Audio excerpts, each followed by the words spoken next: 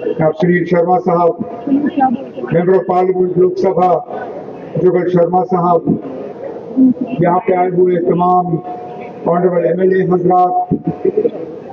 Jammu Kashmir government के तमाम senior अफसरान, रेलवे के अफसरान, यहाँ पे मौजूद भाइयों बहनों, आप सबको मेरी तरफ से आदाब। आज इस मौके पर जबकि जम्मू कश्मीर की एक बहुत दीना मांग जो है वो पूरी की जा रही है, मैं अपने तरफ से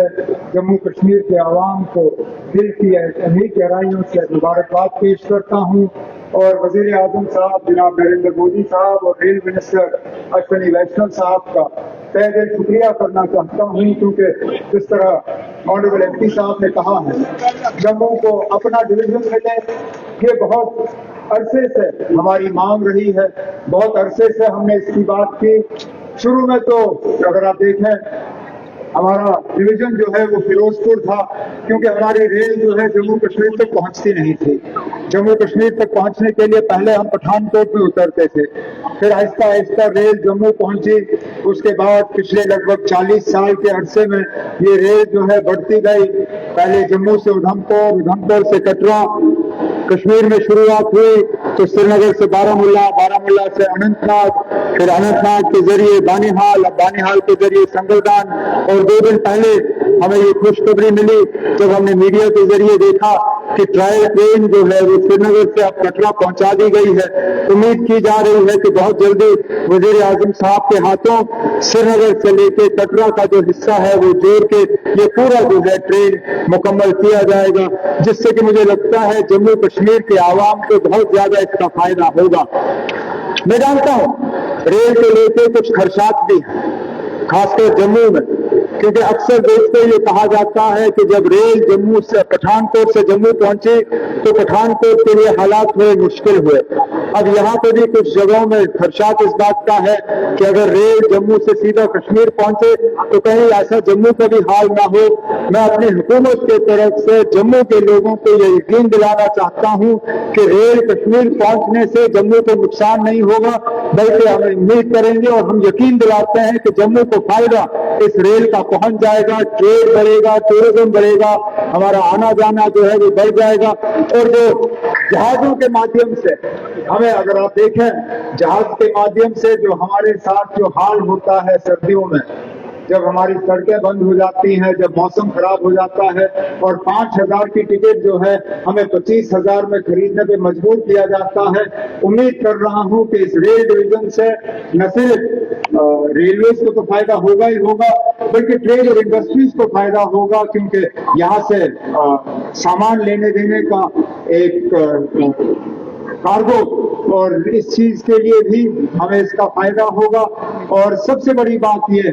कि अब रेल के माध्यम से जो है हमारा कोऑर्डिनेशन और कंट्रोल जम्मू की जनता को एक बड़ी सौगात जो है वो आज मिली है। एक लंबे समय से इंतजार था कि आखिरकार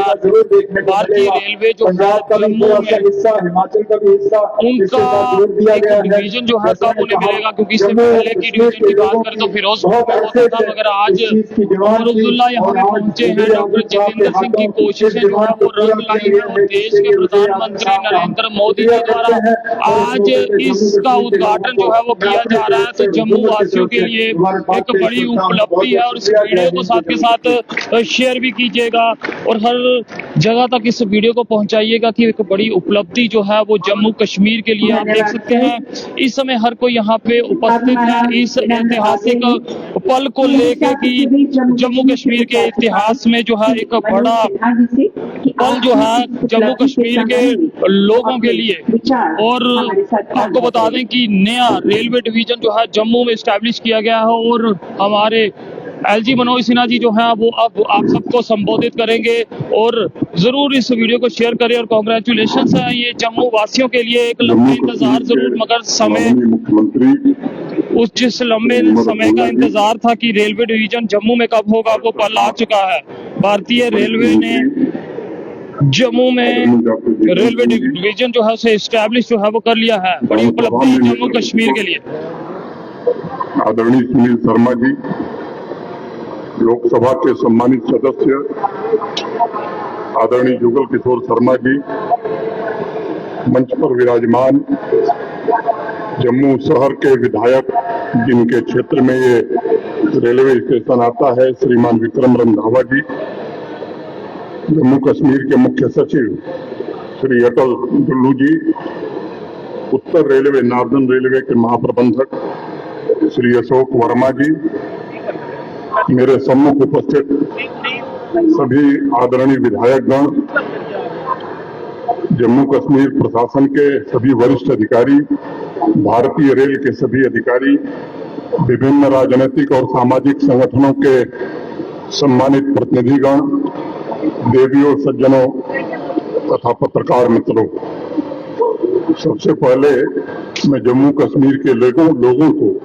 ये नए रेलवे डिवीजन रेल मंडल की हृदय से बधाई आपको देता हूं।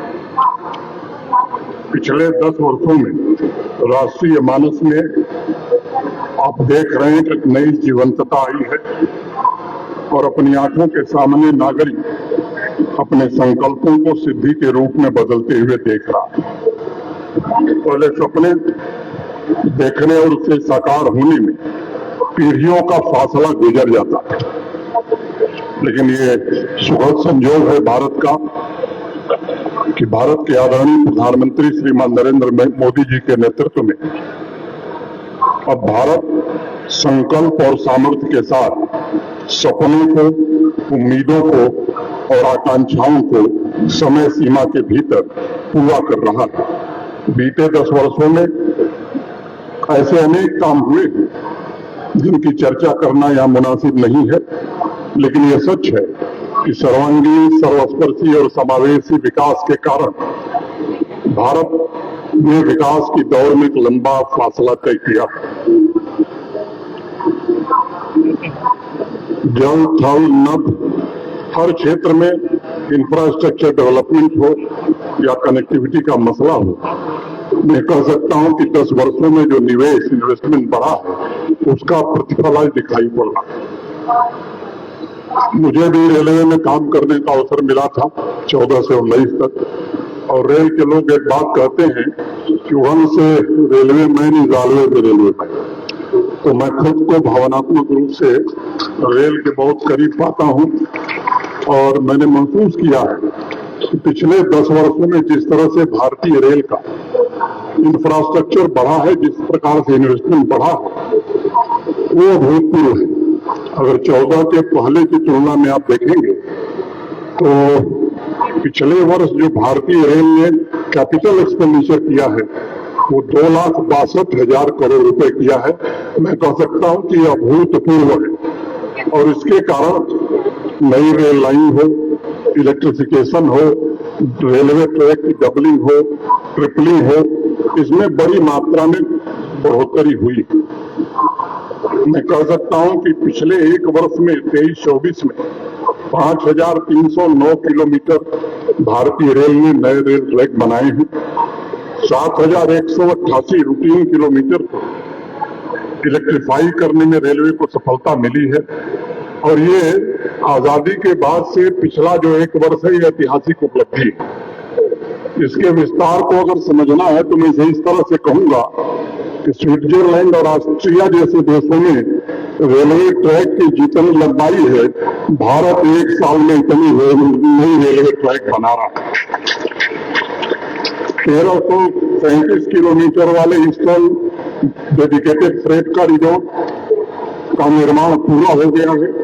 वेस्टर्न डेडिकेटेड फ्रेट कॉरिडोर के 1506 किलोमीटर में अब सिर्फ 102 किलोमीटर का निर्माण बचा है। इससे पूरे देश में फ्रेट मूवमेंट में एक नई क्रांति आई है और जम्मू कश्मीर के लिए तो यह देश के लिए गौरव का विषय है कि स्वदेशी high speed train Vande Bharat आज पूरे देश में यात्रियों के यातायात को सुगम बनाने में सहयोग दे रही है। 1330 स्टेशन को अमृत भारत स्टेशन के रूप में विकसित किया जा रहा है और जम्मू कश्मीर के बीच 4 रेलवे स्टेशन, जिसमें जम्मू भी शामिल है, वर्ल्ड क्लास रेलवे स्टेशन बनाए जा रहे हैं।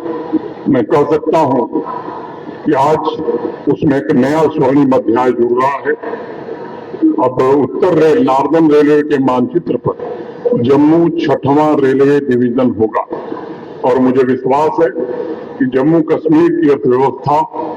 उपलब्धियों के नए शिखर इससे प्राप्त कर सकेगी और इसी महीने आने वाले कुछ दिनों में कन्याकुमारी से कश्मीर भी भारतीय रेल से जुड़ जाएगा। वो सपना भी जम्मू कश्मीर के लोगों का पूरा होने वाला है। ये रेलवे लाइन का उद्घाटन माननीय प्रधानमंत्री जी करें, उसके पहले जम्मू कश्मीर को एक बड़े लक्ष्य तय करने और उसे साकार करने के लिए ये जो रेलवे डिवीजन है ये बहुत मदद करेगा। आज पूरे देश में स्वदेशी इंजीनियरिंग क्षमता के प्रति उधमपुर, श्रीनगर, बारामूला रेल लिंक की चर्चा हो रही है और इसमें दुनिया के सबसे ऊंचे रेलवे ब्रिज जो चिनाब नदी पर चिनाब ब्रिज के नाम से जाना जा रहा है